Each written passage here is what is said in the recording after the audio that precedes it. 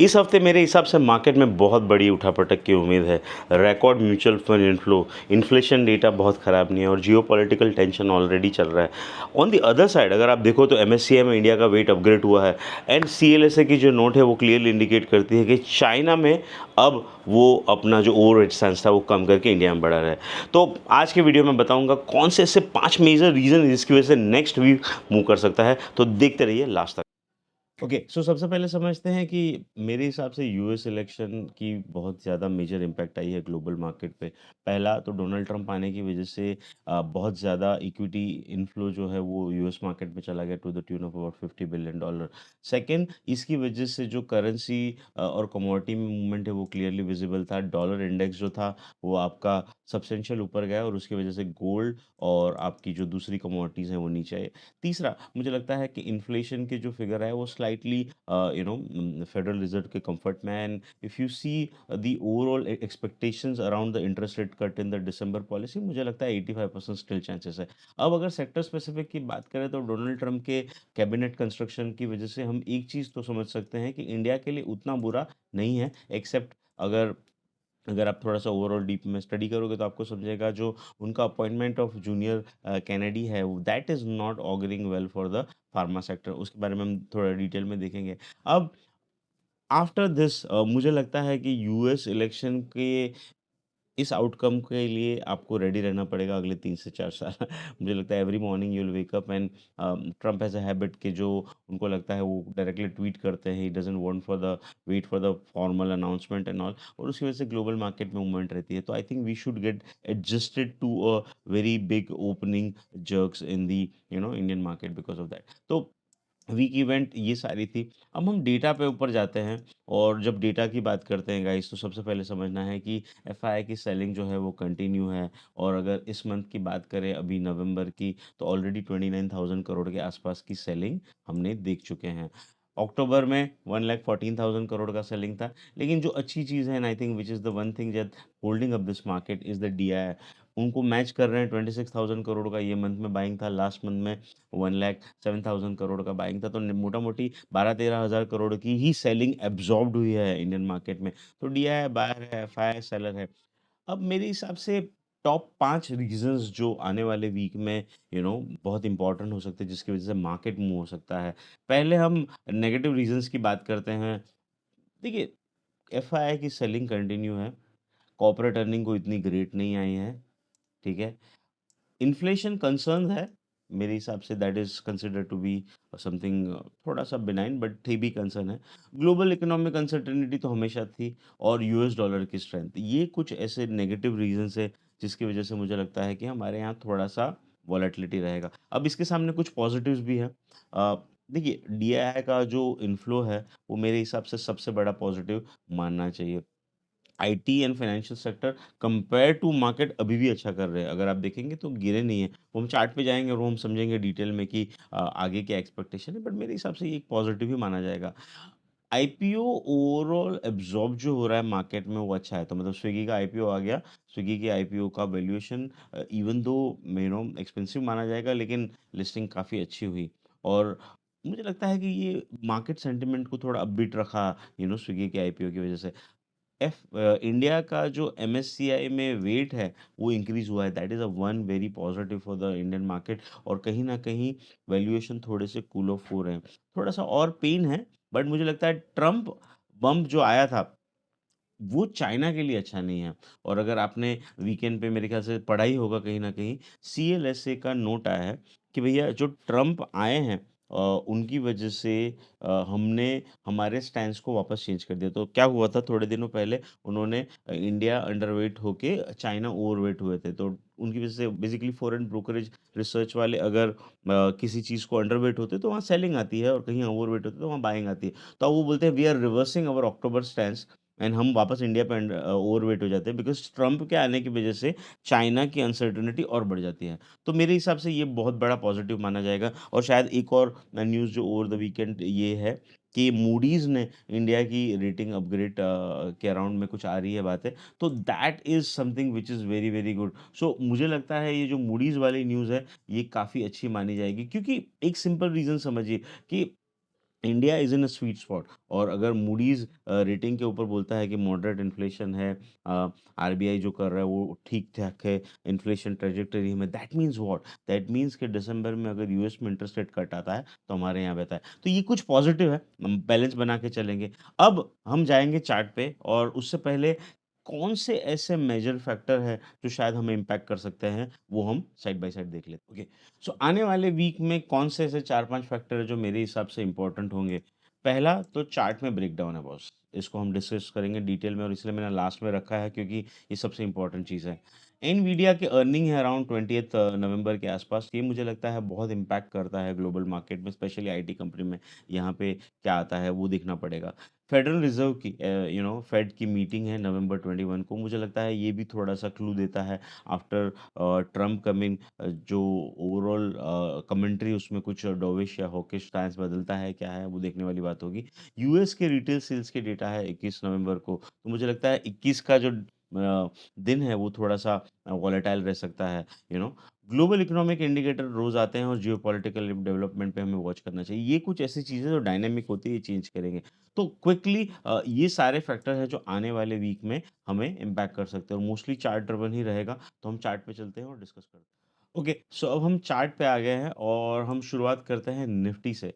देखिए, ये निफ्टी का डेली चार्ट है, और आप देख सकते हैं मैंने कुछ फैंसी चीज़ें लगाई हुई हैं। डरिए मत, I will try to simplify. अगर आप मेरे रेगुलर व्यूअर हो तो आपको समझ पड़ गया होगा, तो प्लीज़ लाइक कर दीजिएगा, और अगर आप नए हो तो कंसिडर सब्सक्राइबिंग। मैं मार्केट के रिलेटेड चीज़ें बात करता हूँ, इन्वेस्टिंग के रिलेटेड, वेल्थ के रिलेटेड, पर्सनल फाइनेंसेस के रिलेटेड, और कभी-कभी हम मेजर मार्केट मूवमेंट्स भी ट्रैक करते हैं। तो please consider subscribing, and let me know in the comments what would you like to learn. Okay, so सबसे पहले देखिए, ये जो मैंने कुछ लाइन बना के रखी है, और मैं आज क्यों डिस्कस कर रहा हूँ, जनरली हम ब्लैंक चार्ट देखते हैं। तो क्योंकि मार्केट जो है, ये एवरेज के आसपास है। ये जो लाइन है, ये लाइन 4 जून के लो को रिस्पेक्ट की थी। तो ये क्या है? ये आपका 200 दिन का एवरेज है। 200 दिन मतलब 1 ईयर का, मोटा-मोटी 1 साल में 365 डेज़, 252 ट्रेडिंग सेशन, सो 200 दिन का एवरेज मोटा-मोटी 1 साल का एवरेज है। तो आप 1 साल के एवरेज पे आ चुके हो निफ्टी में, तो मेरे हिसाब से ये एक बहुत ही क्रिटिकल है। लेकिन जब ये यहाँ पे आया हो, यहाँ पे गंदी वाली डोजी बनी है, इंडिकेटर है जो नेगेटिव टेरिटरी में सेल में गया है, मुझे लगता है ये टूट जाना चाहिए। तो एट द मैक्स क्या हो सकता है आने वाले वीक में? क्योंकि मूडीज़ का जो कमेंट्री है वो अच्छा है, प्लस सीएलएसए का नोट आया है। मुझे लगता है हम थोड़ा ऊपर खुलेंगे, यहाँ से रिजेक्ट होना चाहिए। तो आने वाले वीक के लिए हम 23,530 के आसपास है। तो मुझे लगता है अगले वीक में लेवल लिख लीजिए, 23,800 से 24 के बीच में अगर मार्केट आता है, तो मेरे हिसाब से वहाँ पे सेलिंग आनी चाहिए, और इसके ऊपर जब तक नहीं जाता है, तब तक आपका स्टैंस नहीं बदलना चाहिए। तो 23,824 के बीच में आए तो बेचो, 24,200 के स्टॉप लॉस से। मुझे लगता है target should be 23,300 on the lower side. ये अगले वीक के लिए पूरा का पूरा व्यू है। अगर हमने ब्रेकडाउन किया, तो मुझे लगता है 23,500 के नीचे, 23,500 के नीचे सीधा हम 23,300 तक तो कंज़र्वेटिव जाएँगे, और उसके नीचे ये लो तक हम टेस्ट करने चाहिए। तो निफ्टी जो है खराब लग रहा है। अब बात करते हैं बैंक निफ्टी की। By the way, bank Nifty का जो हमारा वीकली कॉन्ट्रैक्ट था, वो अब नहीं रहेगा, और अब मंथली रहेगा। तो बैंक निफ्टी को थोड़ा-सा मैं लॉन्ग टर्म करता हूँ, तो आपको समझिएगा, ये पिछले 1 डेढ़ साल का चार्ट है। तो आप ये देखिए, यहाँ पे होल्ड किया था, यहाँ पे होल्ड किया था, यहाँ पे होल्ड किया था, यहाँ पे होल्ड किया, तो अब यहाँ है। और ये जो लेवल है, ये लेवल इसलिए बहुत इम्पोर्टेंट है, क्योंकि ये लेवल जो है, ये आपका 200 एवरेज है, मतलब 200 डीएमए बोलेंगे, प्लस ये जो 4 जून की लो है। तो फाइनेंशियल स्ट्रॉन्गर है। मैंने आई थिंक मेरे सामवत की वीडियो को नहीं देखा, तो लिंक आपको यहाँ मिल जाएगी। और आप एक चीज़ समझिए, फाइनेंशियल्स पे मैं उतना बेरिश नहीं हूँ, बिकॉज़ आईसीआईसीआई बैंक मुझे अच्छा लगता है, और मुझे लगता है एचडीएफसी बैंक भी उतना खराब नहीं है। तो गिरेंगे ज़रूर, लेकिन उतने नहीं गिरेंगे। तो शायद रिकवर करने के लिए सबसे पहले फाइनेंशियल्स ही हो। तो मैंने बहुत डिटेल में रीज़न बताया है ऐसा क्यों हो सकता है। तो ये देखिए, ये जो लेवल है 49,900 और 49,600 के बीच का लेवल है। मुझे लगता है बैंक निफ्टी यहाँ पे एक बार रुक के थोड़ा-सा पुल बैक दे, और फिर टूटे। तो आने वाले वीक में 49,600 के नीचे, मैं चार्ट को क्लीन कर देता हूँ। ये लो के नीचे जब जाएगा मार्केट, तब आपको जो है वो मेजर सेलिंग एक्सपेक्ट करनी है। 49,600 के नीचे गया, तो सीधा 45, 46,000 तक 45,900 और 46 तक आना चाहिए। तो 49,600 के नीचे बैंक निफ्टी में फ्रेश बिकवाली करनी है। व्यू बेरिश है, और अगर पुल बैक आता है तो मुझे लगता है pull back anywhere between 50,900 to 50,700, तो 700 से 800 पॉइंट एकदम मैक्स 900 पॉइंट का पुल बैक आता है, वो सेलिंग रेंज है। तो मेरा व्यू बेरिश है। तो 51,200 51,500 के ऊपर के स्टॉप लॉस के साथ अगर 50,951 के आसपास मिलता है तो बेचना चाहिए। मुझे लगता है 49,600 बिकना चाहिए। देखिए, इंडिकेटर भी बहुत ब्यूटीफुल चल गया है। ये क्या इंडिकेटर है मैं बताऊंगा आने वाले वीडियो में आपको। तो हो गया निफ्टी, बैंक निफ्टी। अब हम बात करते हैं सेक्टरल इंडाइसेस और उसमें सबसे पहले हम 500 को लेते हैं। Same guys, look at that, negative में इतना गंदा वाला सेल 200 डीएमए पे टूट जाना चाहिए। बट आई थिंक एक दो न्यूज़ की वजह से पुल बैक आता है, opportunity to sell. Let us look at the mid cap, same 200 average, small cap same 200 average. तो देखिए गाइज, मार्केट आप ऐसा मान के चलिए कि बहुत ही मेजर इन्फ्लेक्शन पॉइंट पे है। ये ऐसा इन्फ्लेक्शन पॉइंट है जहां से अगर मार्केट बाउंस बैक करेगा तो बाउंस बैक आपको ज़्यादा बेटर देगा। तो अग्रेसिव, तो आई थिंक मैंने उस दिन मेरे टेलीग्राम चैनल में भी डाला था कि अगर आप मार्केट को बेचना चाहते हो तो आप लोस की ब्रेक होने की वेट करिए, और पुल बैक आता है तो that would be the perfect level to sell. ठीक है, अब हम चले जाते हैं सेक्टरल इंडाइसेस में। रियलिटी ये ब्रेकडाउन है, अगर पुल बैक आता है तो मुझे लगता है खराब है। FMCG, what a lovely breakdown, मुझे लगता है और थोड़ा सा पेन है यहाँ पे। आईटी, देखिए आईटी रिलेटिवली स्ट्रॉन्गर माना जाएगा। आप देखिए आईटी में अकेला इंडेक्स है जिसमें ये बाय में है, ये बुलिश फ्लैग के आसपास है। तो अगर पुल बैक आता है तो मैं टीसीएस, इम्फी और मिड कैप एक आईटी स्टॉक खरीदूंगा। ये मेरा व्यू है अगले वीक के लिए। तो IT I will be upbeat for the next week. Private sector bank relatively उतने खराब नहीं है, बट ब्रेकडाउन यहाँ पे भी है। आईसीआईसीआई बैंक मेरा प्रेफर्ड पिक रहेगा। अगर मुझे बाय करना है, बेचना है तो शायद मैं एक्सिस बैंक और इंडसइंड बैंक के साथ जाऊंगा। अब बात करते हैं कंज्यूमर ड्यूरेबल, उतना खराब नहीं है। ऑटोज वीक हो चुका है। फार्मा में फ्रेश बिकवाली आई है, उसका मेन रीजन क्या है कि जो जूनियर कैनेडी है, he is a part of the cabinet of the Trump administration.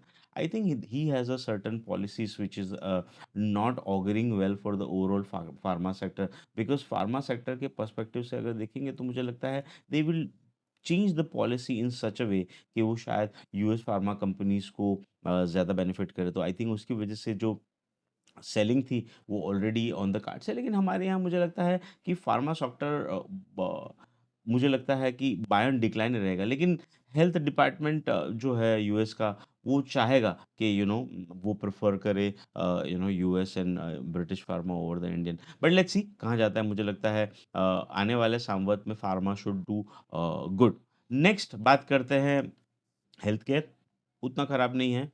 Oil and gas I think बहुत ही मेजर इन्फ्लेक्शन पॉइंट पे आ गया है ऑयल एंड गैस। और अगर मुझे पूछो तो शायद ये सबसे ओवरसोल्ड सेक्टर है मेरे हिसाब से। डाइवर्जेंस है, नेगेटिव सेल है। तो अगर इस मूव में कहीं पे बॉटम में ढूंढने की कोशिश करूंगा तो वो होगा oil and gas. Consumption, infra, PSU ने अभी तक लो नहीं तोड़ा है। ओ माय गॉड, पीएसयू में सबसे फ्रेश सेल आया है। सो पीएसयू बैंक पे एसबीआई की वजह से फ्रेश सेल आया है। तो पीएसयू में अगर 6000 के नीचे जाता है तो और प्रॉब्लम है। So this is not good. So last metal देख लेते हैं। Okay, metal is also at a very very significant support. And last में मीडिया, मीडिया में कुछ बहुत ज़्यादा इंटरेस्ट नहीं है। तो मेटल फ्रेश सेलिंग है, पीएसयू बैंक फ्रेश सेलिंग है, फार्मा अभी तक वही है। सो आई थिंक गाइज, मुझे पूछो जो मुझे समझ में आया है शॉर्ट में बताऊंगा। मार्केट में ब्रेकडाउन है, 200 डीएमए के आसपास है। एफआई का सेलिंग कंटिन्यू है। लेकिन सीएलएसए का नोट, मूडीज का जो स्वीट स्पॉट का article, and I think all this thing is indicating one thing, एक पुल बैक अगर आता है तो निफ्टी में 23,824 के ऊपर नहीं, वहाँ है तो बेचना है 24,200 के स्टॉप लॉस से। बैंक निफ्टी 49,600 के नीचे फ्रेश बिकवाली करनी है। टारगेट 45,900 46,000 के आसपास। मुझे लगता है ओवरऑल सेक्टर में ऑयल एंड गैस सपोर्ट के आसपास है। और फ्रेश बिकवाली मुझे दिख रही है मेटल में और पीएसयू बैंक में। अगर बाय एंड लार्ज पूछो तो सारा मार्केट जो है एक इन्फ्लेक्शन पॉइंट पे है। इन्फ्लेक्शन पॉइंट क्या है आपका? 200 दिन का एवरेज। तो अगर ये टूटता है तो कंक्लूजन क्या है? अगर लोज टूटे तो बेचने का, अदरवाइज पुल बैक की वेट करने का। गाइस, स्टॉक स्पेसिफिक हम बात नहीं करेंगे। Late me know in the comments what you think of I'm a SEBI registered investment advisor. Let me know if you want me to make more videos around stocks, investing ideas. If you want me to release a video around financial planning, then let me know. I will try to do it. Thank you so much. And please, please, please like and subscribe. And I think this is going to help me to prepare such video.